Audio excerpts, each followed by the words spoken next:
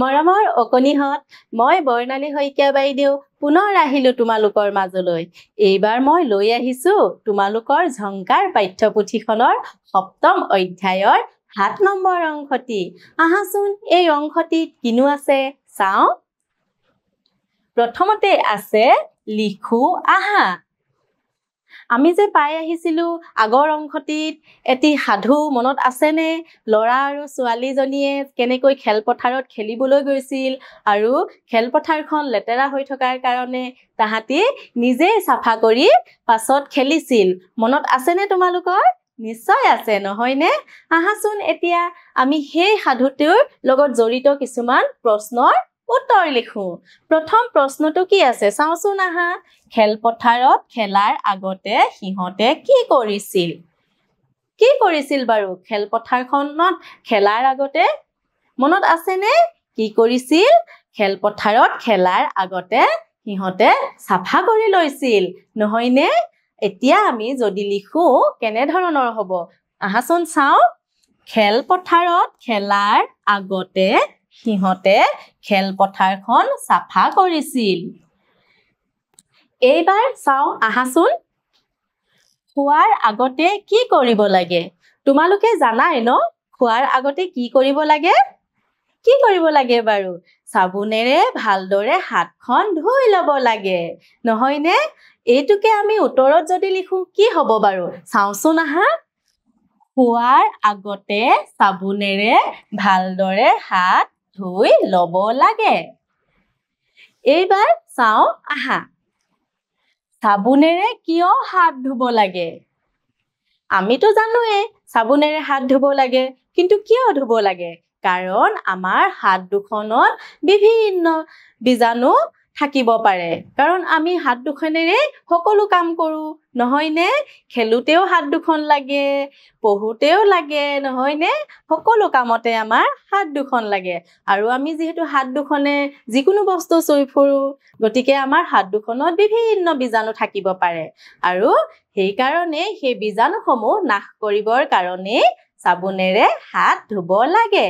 আহাচোন এতিয়া আমি উত্তৰত কেনেদৰে লিখো চাওঁ।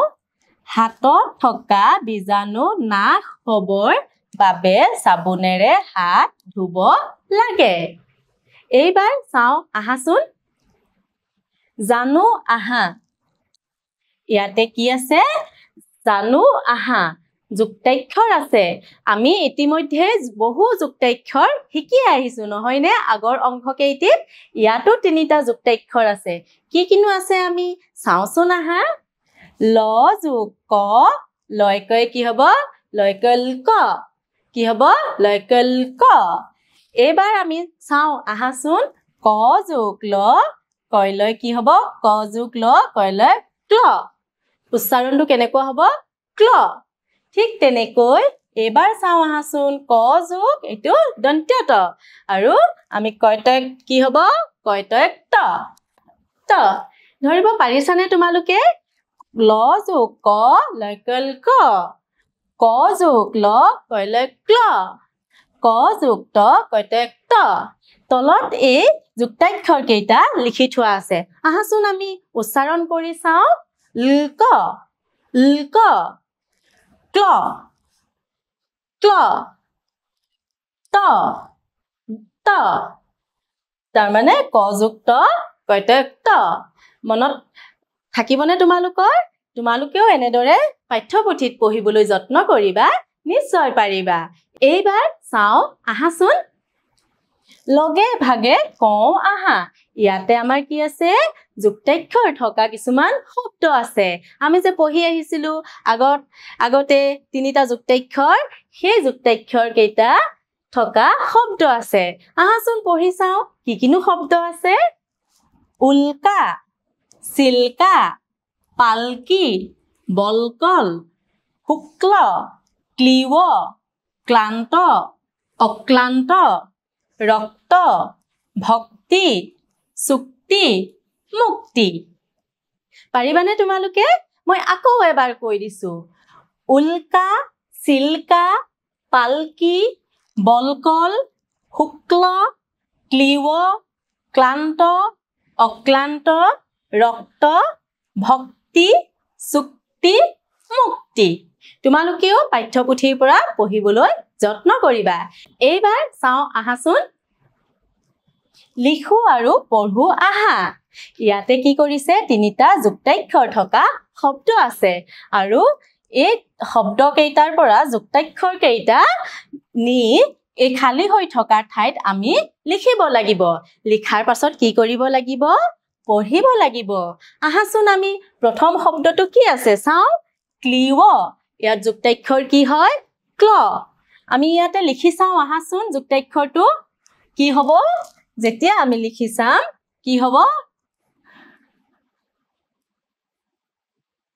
কি আছিলে ক্ল নহয়নে ক্ল আকাৰ ক্লা কি হ'ল ক্লা আৰু এফালে ন্ত ক্লান্ত এইবাৰ চাওঁ আহাচোন আকৌ আমি লিখি চাওঁ ক ল কলে ক্ল কি হ'ল শব্দটো শুক্ল কি পালো আমি ইয়াৰ পৰা ক্লান্ত শুক্ল এইবাৰ আমি দ্বিতীয় শব্দটো চাওঁ আহা কি আছে উল্কা গতিকে আমি ইয়াত লিখি চাওঁ আহাচোন কি হ'ব লয়কল ক লিখি চাওঁ আমি কি লিখি চাওঁ ইয়াৰ যুক্তাক্ষৰটো কি আছিলে লয়কল পালকি এইবাৰ চাওঁ আহাচোন কি হ'ব আকৌ আমি লয়কল ক লিখি চাওঁ ইয়াত কি হ'ল এতিয়া শব্দটো বলকল কি হ'ল বলকল এইবাৰ চাওঁ আহা চুক্তি ইয়াতে যুক্তাক্ষৰ কোনটো এইটো কয়টেক্ত গতিকে আমি ইয়াতে লিখি চাওঁ আহাচোন কিনো হ'ব কি হ'ল বাৰু ৰক্ত কি হ'ল উচ্চাৰণটো ৰক্ত শব্দটো হ'ল ৰক্ত এতিয়া আমি আকৌ লিখি চাওঁ আহাচোন কি হ'ব কয়টেক্তটো লিখি চাওঁ কি হ'ল ভক্তি এতিয়া আমি আকৌ এবাৰ পঢ়ি চাওঁ কি শব্দনো পালো আমি ক্লান্ত শুক্ল পালকি বলকল ৰক্ত ভক্তি এইবাৰ চাওঁ আহাচোন পঢ়ো আহা ইয়াতে এটা দফা দি থোৱা আছে এই দফাটো আমি পঢ়ো আহাচোন বলকল মানে বাকলি শুক্ল পক্ষত জোন ওলাই ভগৱানক ভক্তি কৰিবা চৰাইবোৰ আকাশত মুক্ত মনে উৰিছে আকাশত কেতিয়াবা উল্কা দেখা যায় বুজি পাইছানে দফাটো বলকল মানে কি হয় বাকলি হয় আৰু শুক্ল পক্ষত কি হয় আমি আকাশত জোনটো দেখা পাওঁ তাৰ পাছতে কৈছে ভগৱানক সদায় ভক্তি কৰিবা আৰু কৈছে চৰাইবোৰে আকাশত মুক্ত মনে উৰিছে আৰু আকাশত কেতিয়াবা উল্কা দেখা যায় এতিয়া ইয়াতে আমি পাই আহিছিলো যে যুক্তাক্ষৰসমূহ আহাচোন বিচাৰো এই দফাটোত কিনো যুক্তাক্ষৰ সোমাই আছে এইটো নহয়নে বলক লয়কল ক এইটো এটা যুক্তাক্ষৰ পাইছানে কলক্ল নহয়নে আৰু চাওঁ আহাচোন এইটো কয়টেক্ত আছেনে নহয় জানো আৰু চাওঁ আহাচোন কি আছে এইটো এটা কয়টেক্ত যুক্তাক্ষৰ আৰু ক'ত আছে বাৰু এইটো লয়কল ক আমি যে পঢ়ি আহিছিলো যুক্তাক্ষৰ তিনিটা সেই যুক্তাক্ষৰ কেইটাৰে থকা কিছুমান শব্দ আছে আৰু সেই কিছুমান শব্দৰ পৰাই বাক্য লিখিছে তোমালোকে এতিয়া নিশ্চয় সেই যুক্তাক্ষৰ কেইটা বুজি পাইছা নহয়নে চিনিবও পাৰিছা এইবাৰ আহাচোন চাওঁ বলকল মানে আমি পাই আহিছিলো নহয় মনত আছেনে তোমালোকৰ কি হয় বাৰু বলকল মানে বাকলি গতিকে আমি ক'ত শুদ্ধ চিন দিম ক'ত এইবাৰ চাওঁ আহাচোন